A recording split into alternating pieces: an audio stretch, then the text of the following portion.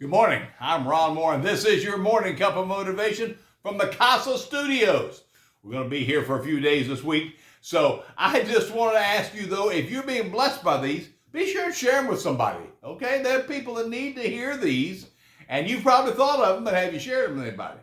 So be sure and share this with somebody that needs to hear this, who could be blessed, fed, or maybe even brought to Jesus by one of these. So don't forget to do that, okay? And I want to talk to you this morning about Wierd Christians.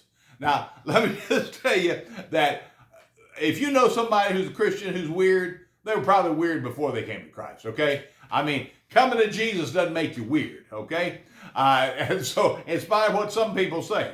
But I'm talking more than anything about the system that we as God's people operate under. I mean, let's face it, we love our enemies. When we have a need, we give. We have a peace when there's just no reason we should have peace. When everything's falling apart, we have a peace. And now get this, we're not afraid to die. We don't even view death as final. Get that.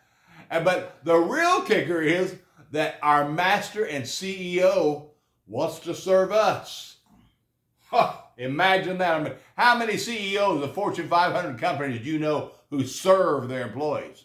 Well, that's exactly what Jesus said he wants to do here in Luke, the 12th chapter. He says, "Blessed are those slaves when the master will find them on the alert.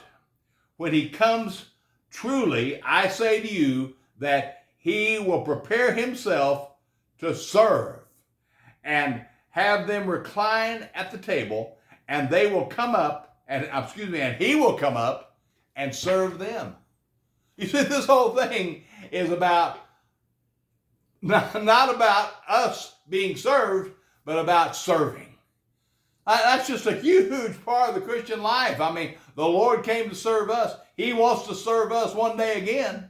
I mean, in a literal way. He's constantly serving us.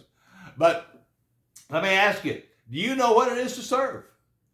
I read an article just recently about Sandra Bullock, who lives way below her means in order to be able to give her money away to charitable causes. She said, "That's where I find joy."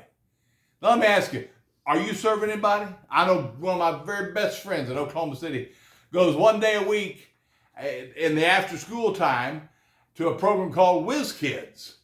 And he helps them learn to read and really begins to instill the Bible in them. And many of them come to Christ. And so he's doing something to serve. So I want to challenge you today. Hey, find that area to serve. Find that person who needs a sack of groceries, who needs, maybe if you're a mechanic and you know a single mom whose car needs repair, you can go repair a car. Find some area that you could serve somebody. And I'm telling you, joy unspeakable and full of glory is just going to be all over you when you learn to serve. It's a weird thing to do, but you can do it. God bless you. Have a great day. I'll talk to you again soon. Bye-bye.